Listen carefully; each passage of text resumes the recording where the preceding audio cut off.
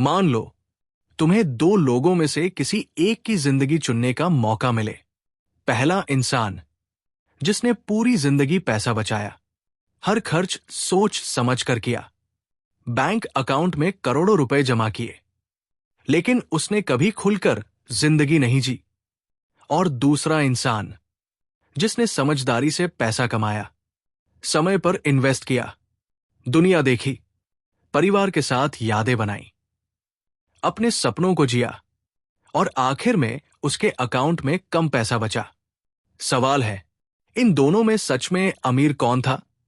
ज्यादातर लोग पहले इंसान को चुनेंगे, लेकिन बिल पर्किंस की किताब डाई विद जीरो कहती है असल में दूसरा इंसान ज्यादा अमीर था, क्योंकि जिंदगी का उद्देश्य सिर्फ पैसा इकट्ठा करना नहीं, बल्कि उस पैसे को मीनिंगफुल एक्सपीरियंसेस में बदलना है।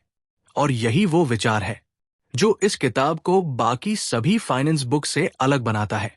किताब का सबसे बड़ा संदेश है, मरते समय आपके बैंक अकाउंट का बैलेंस नहीं, बल्कि आपकी यादें सबसे ज्यादा मायने रखती है।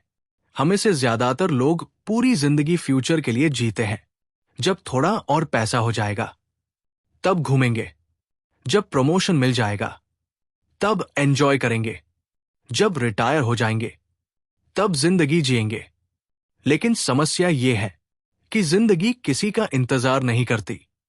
समय लगातार आगे बढ़ता रहता है, और कई मौके ऐसे होते हैं जो एक बार निकल जाएं तो फिर कभी वापस नहीं आते। यहीं से किताब का पहला बड़ा कॉन्सेप्ट शुरू होता है, मेमोरी डिविडेंड्स। बिल पर्किंस कहते हैं, कुछ एक्सपीरियंसेस ऐसे होते हैं जो सिर्फ एक बार खुशी नहीं देते, वे जिंदगी भर रिटर्न देते रहते हैं। मान लो तुम अपने दोस्तों के साथ एक यादगार ट्रिप पर गए। उस ट्रिप की खुशी सिर्फ उन दिनों तक सीमित नहीं रहेगी। तुम सालों बाद भी उसकी तस्वीरें देखोगे, उसके किस्से सुनाओगे, और वही यादें फिर से खुशी देंगी।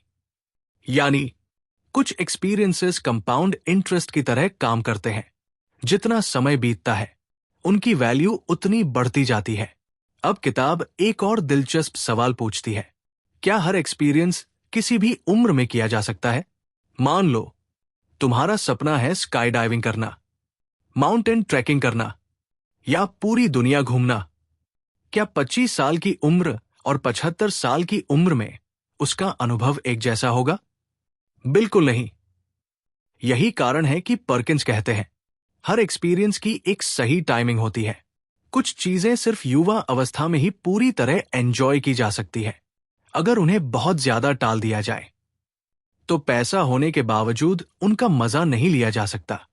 यानी सिर्फ फाइनेंशियल प्लानिंग मत करो, लाइफ प्लानिंग भी करो। वैसे अगर अभी तक ये समरी आपको वैल्यूबल लग रही है तो वीडियो को लाइक जरूर कर दीजिए, क्योंकि आगे आने वाला लेसन शायद पैसे को देखने का आपका नजरिया हमेशा के लिए बदल दे। अब किताब सेविंग और स्पेंडिंग के बैलेंस की बात करती है। बिल पर्किंस ये नहीं कहते कि पैसा फिजूल खर्च कर दो। वे ये भी नहीं कहते कि सेविंग गलत है। वे कहते हैं, समस्या तब होती है जब इंसान सेविंग में इतना खो जाता है कि जीना भूल जाता है। कई लोग करोड़ों रुपए जमा कर लेते हैं, लेकिन उनके पास उन्हें एंजॉय करने का समय नहीं बचता। यानी वेल्थ का उद्देश्य सिर्फ वेल्थ बनाना नहीं है, उसका उद्देश्य बेहतर जिंदगी बनाना है। अब किताब हेल्थ के बारे में एक बहुत पावरफुल बात कहती है। हमारे पास जिंदगी में 3 चीजें होती है, टाइम, मनी और हेल्थ। लेकिन मजेदार बात यह है, ये तीनों कभी एक साथ पीक पर नहीं होती।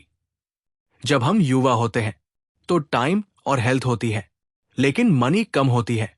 मध्य उम्र में मनी बढ़ने लगती है, लेकिन टाइम कम होने लगता है। और बुढ़ापे में मनी हो सकती है, लेकिन हेल्थ और एनर्जी कम हो जाती है। इसलिए पर्किंस कहते हैं, अपने पैसे का इस्तेमाल उस समय करो जब तुम उससे सबसे ज्यादा वैल्यू प्राप्त कर सकते हो। अब किताब इनहेरिटेंस यानी विरासत पर भी बात करती है। बहुत से लोग सोचते हैं वे अपने बच्चों के लिए जितना ज्यादा पैसा छोड़ेंगे उतना अच्छा होगा। लेकिन पर्किंस कहते हैं, अगर बच्चों को मदद करनी ही है तो वो उस उम्र में करो जब उन्हें उसकी सबसे ज्यादा जरूरत हो। क्योंकि 30 साल की उम्र में मिली सहायता 70 साल की उम्र में मिली विरासत से कहीं ज्यादा उपयोगी हो सकती है। यानी पैसा सिर्फ कितना देना है ये नहीं सोचना चाहिए, ये भी सोचना चाहिए कि कब देना है। अब किताब का सबसे गहरा लेसन आता है। Time is more valuable than money. अगर पैसा खो गया तो दोबारा कमाया जा सकता है, लेकिन खोया हुआ समय कभी वापस नहीं आता। इसलिए हर बार जब तुम कोई फैसला लो तो सिर्फ ये मत सोचो कि कितना पैसा बच रहा है, ये भी सोचो कि उसके बदले तुम कितना समय खो रहे हो। कई बार थोड़ा पैसा खर्च करके हम अपनी जिंदगी के सबसे कीमती पल बचा सकते हैं, और यही असली वेल्थ है। अब एक सवाल मैं आपसे पूछना चाहता हूं। अगर आपको पता चल जाए कि आपके पास सिर्फ 10 साल बचे हैं, तो आप सबसे पहले क्या करेंगे? कहां जाएंगे? किससे मिलेंगे? कौन सा सपना पूरा करेंगे? नीचे कमेंट करके जरूर बताइए, क्योंकि कई बार ऐसे सवाल हमें याद दिलाते हैं कि जिंदगी सिर्फ भविष्य के लिए नहीं, आज के लिए भी है। और आखिर में डाई विद जीरो का सबसे बड़ा संदेश ये नहीं है कि पैसा खर्च कर दो, बल्कि यह है कि पैसा, समय और स्वास्थ्य, इन तीनों का सही संतुलन बनाओ। ऐसी जिंदगी मत जियो जहां बैंक अकाउंट भरता रहे लेकिन यादें खाली रह जाएं।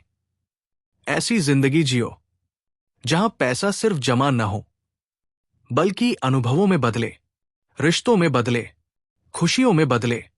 क्योंकि अंत में लोग ये याद नहीं रखते कि उनके अकाउंट में कितना पैसा था, वे ये याद रखते हैं कि उन्होंने अपनी जिंदगी कैसे जी थी। और शायद यही डाई विद जीरो का असली सीक्रेट है। सफल जीवन वो नहीं जिसमें सबसे ज्यादा पैसा बचा हो। सफल जीवन वो है जिसमें सबसे ज्यादा जिंदगी जी गई हो।